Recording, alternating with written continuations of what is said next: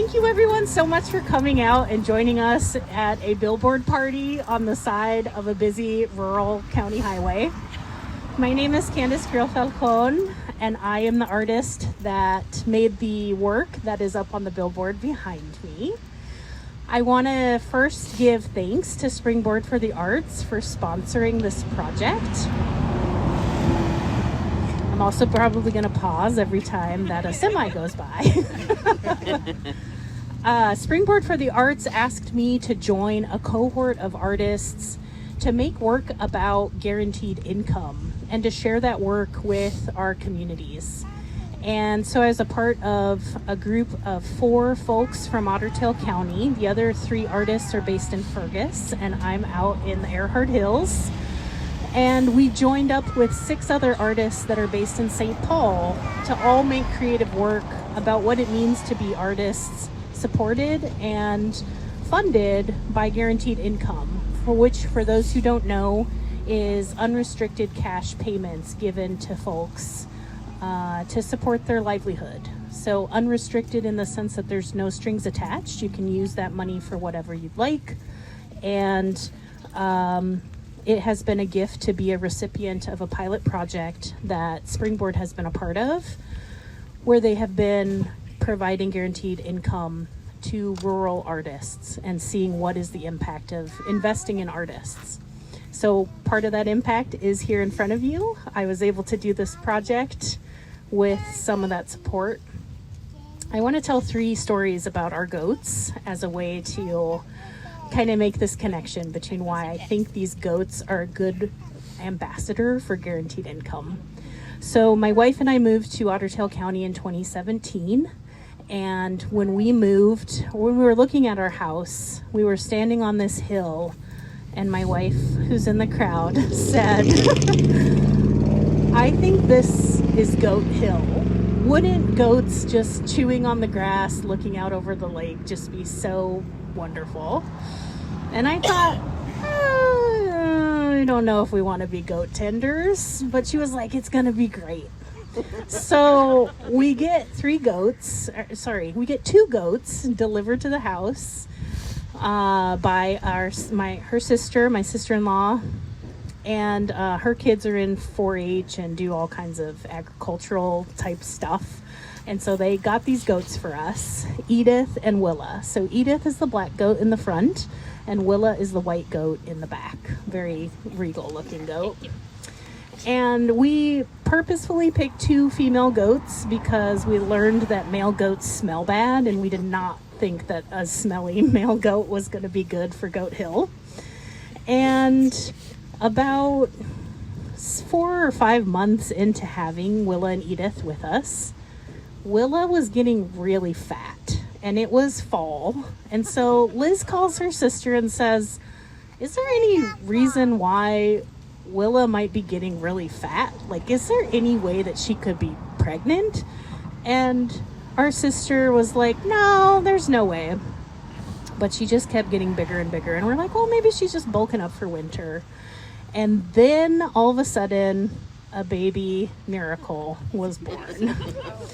And so Milagro is the other goat who is here. He is Willa's son and Edith's son, and we called him Milagro, which means miracle in Spanish, because he is our lesbian miracle. There was no man involved in our telling of the story. We have no male goat, and yet we still got a baby. So these 3 goats have been our herd since 2018 or so, and they have taught me a lot of lessons about what it means to be a member of our rural communities. So the first lesson that they've taught us is that it is easier to fence in what you want to protect versus keep the goats out of what you don't want them getting into. And so their fortitude has taught me about the joy of freedom and being insistent about taking down barriers to what you really want to get. And so on the stickers, you'll see that Milagro has the phrase freedom to roam connected with him. And I feel like guaranteed income provides us with the freedom to do whatever it is that we want to do in our communities. The second story I want to tell is about interdependence, which is about the word that's on Willa's sticker. And one day, Liz and I were working from home, and we heard this major commotion outside. The chickens were going wild, and I looked out the window and there was a fox.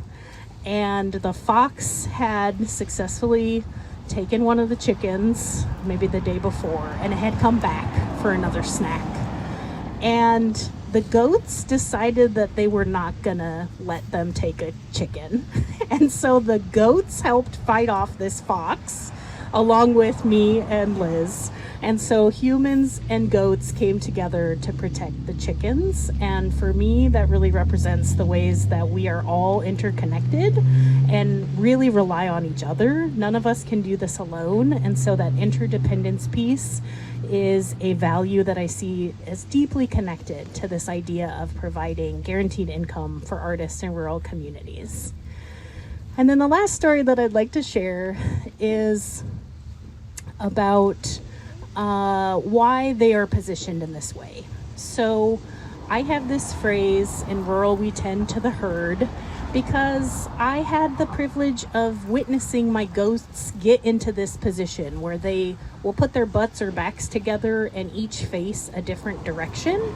And so they are always looking out for each other. When they go to sleep, they all face a different direction to keep their whole herd safe.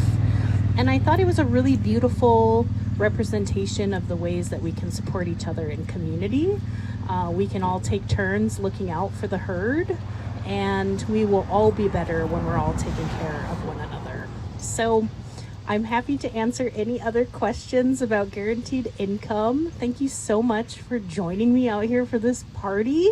As Michelle mentioned on her Facebook the other day, she's pretty certain this is probably the first Billboard Art Talk event that has been in the area. So thank you for being a part of this groundbreaking, momentous, and